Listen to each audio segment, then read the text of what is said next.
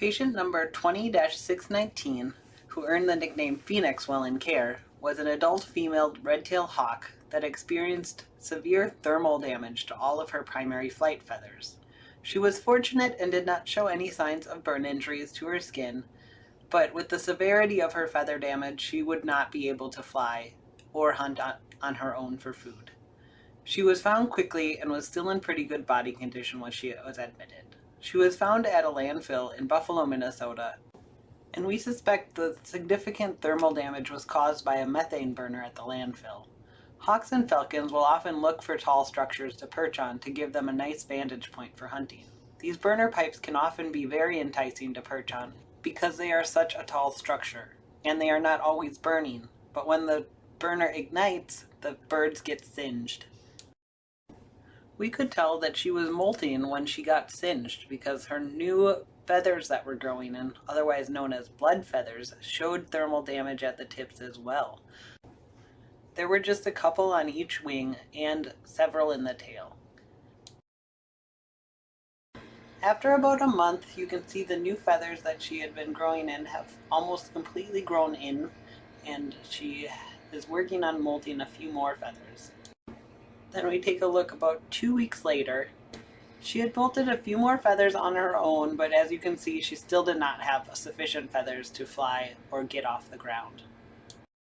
Having experience with other birds like this, we know that there's a process of molt induction that we can try, where we alter the bird's light and food amounts to simulate a winter followed by a plentiful summer. This worked really well for her, and she molted in many of the feathers on her own after this process. But she still needed a few more feathers in order to be able to fly, so we gave her new feathers in a process called imping, or feather implantation. Once she had enough feathers, we could bring her outside and give her a creance test. So this is a test where we try her flight ability. You see, she really doesn't know what to do here, but after a while, she really got the hang of it. And you can see she's a bit out of shape, but she does have full flight abilities. She just needs a bit more work.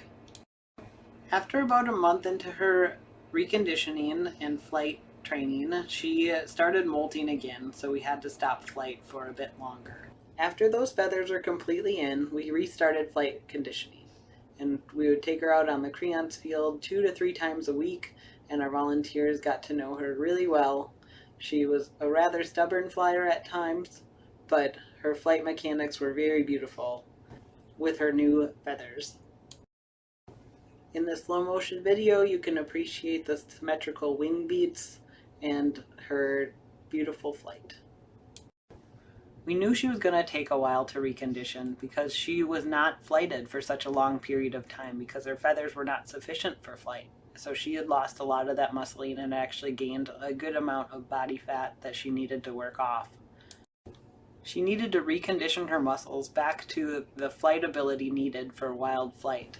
Our mission is to take injured birds and get them back to the wild, and they must be at a flight level capable of surviving on their own. She was finally approved for release on August 25th of 2021. You can see here beautiful new feathers. A few of her tail feathers are still a bit singed, but sufficient for flight, and she had actually started molting in a few more tail feathers prior to her release. During their pre-release exam, we will take x-rays or radiographs to make sure that their bones and joints are healthy and ready to go. We will also place a silver non-removable band on their leg as a permanent identifier if they were to be found later on.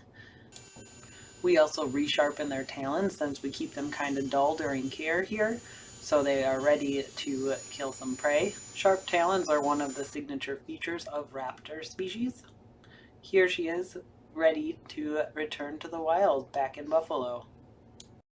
The majority of the time we will return birds back to their home territories or their original recovery location. She spent 358 days at the Raptor Center, and during that time, she ate almost 100 rats on her own. Your support helps us buy rats and other resources needed to help other birds like these. Take a look at this transformation from admit to release. We admit and treat nearly 1,000 birds each and every year for release to the wild.